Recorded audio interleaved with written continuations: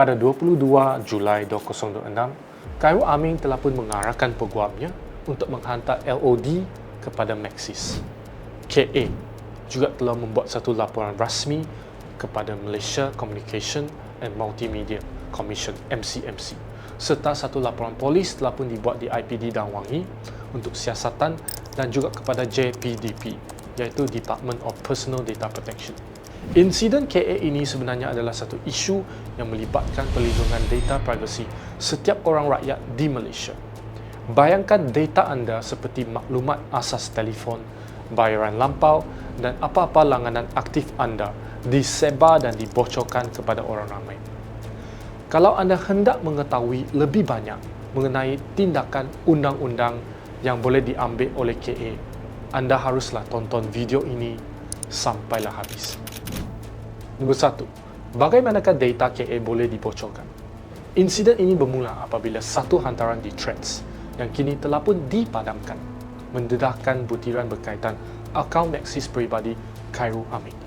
So, pengguna yang membuat hantaran itu mendakwa bahawa beliau mempunyai baki tertunggak sebanyak RM498 Malaysia dan memberikan amaran kepada KA bahawa talian beliau mungkin akan disekat tidak lama lagi, dan telah pun membuat satu spekulasi bahawa tambahan digital add-on oleh Khairul Aming yang berjumlah RM400 Malaysia ini telah pun menghabiskan kredit pendahuluan bernilai setahun.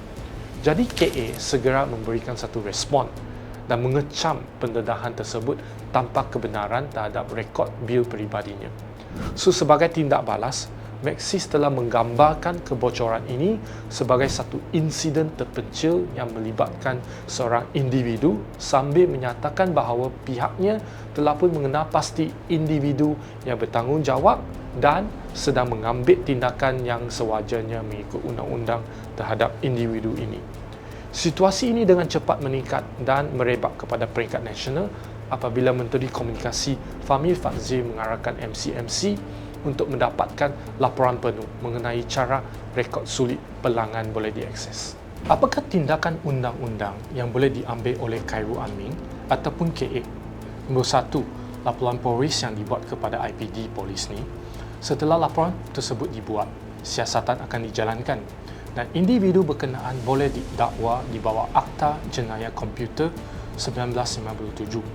Selain itu, sekiranya pembocoran data peribadi KA membawa kepada pencemaran reputasi KA, Seksyen 500 fitnah jenayah di bawah Kanun Keseksaan boleh dipakai.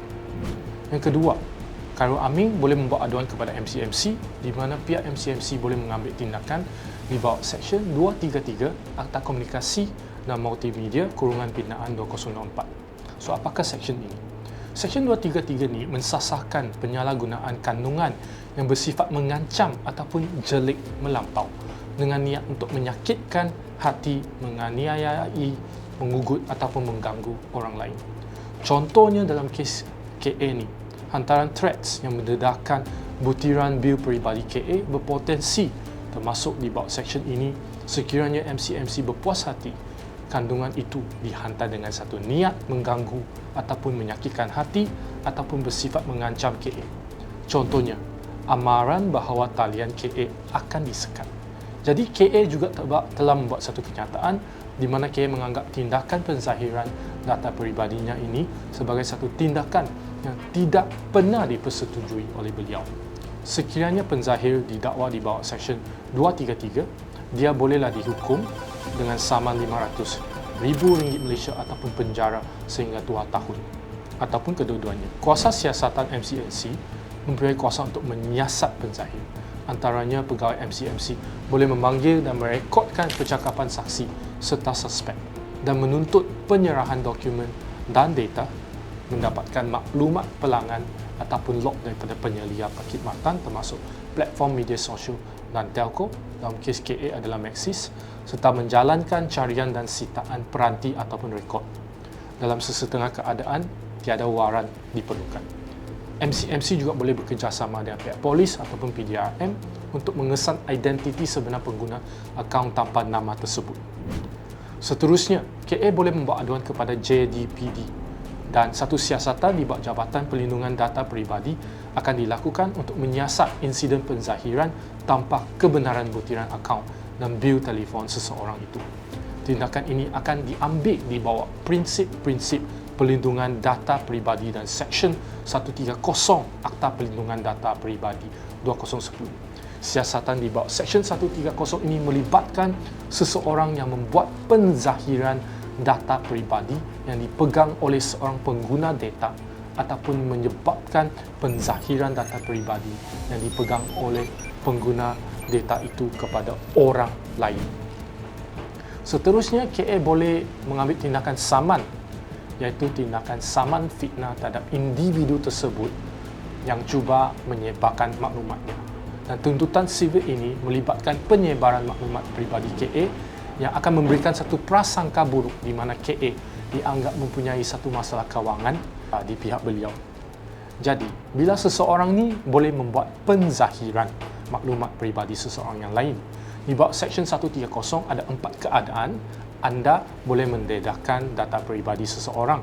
Dan ianya hanya dibenarkan daripada aspek undang-undang ini sekiranya nombor 1, penzahiran tersebut adalah dibuat bagi tujuan menghalang ataupun mengesan sesuatu jenayah atau bagi maksud penyiasatan atau ianya diperlukan di bawah mana-mana undang-undang untuk tujuan prosiding dan perintah mahkamah. Seperti biasa, kalau mahkamah perlukan, anda boleh menzahirkannya. Seterusnya, sekiranya orang yang menzahirkan data peribadi tersebut, dia percaya dia mempunyai hak di bawah undang-undang untuk membuat penzahiran data peribadi orang tersebut. Maksudnya, anda percaya kes anda ni ada satu kes yang kuat. Yang ketiga adalah orang yang menzahirkan data peribadi tersebut perlu mendapatkan persetujuan daripada pemilik maklumat tersebut. Seterusnya, penzahiran tersebut adalah untuk kepentingan awam. Contohnya aktiviti berjudi, aktiviti maksiat dan sebagainya. Jadi anda mendedahkan disebabkan anda nak pihak berkuasa mengambil tindakan. Di bawah Seksyen 130(3), seseorang yang melakukan penzahiran tanpa memenuhi syarat penzahiran dianggap telah melakukan satu kesalahan.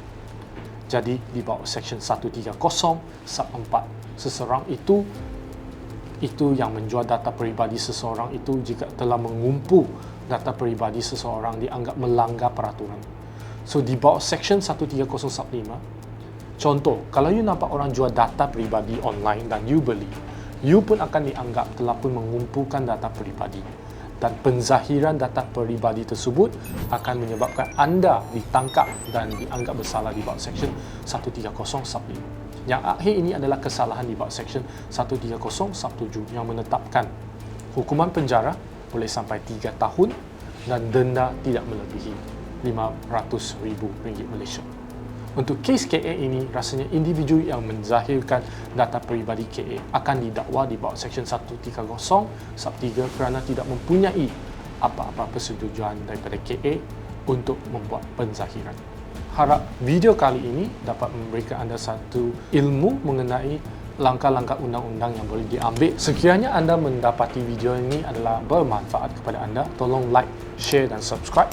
Dan kalau anda mempunyai apa-apa komen, boleh tinggalkan di bawah kolom komen di bawah dan kami akan menjawab komen anda.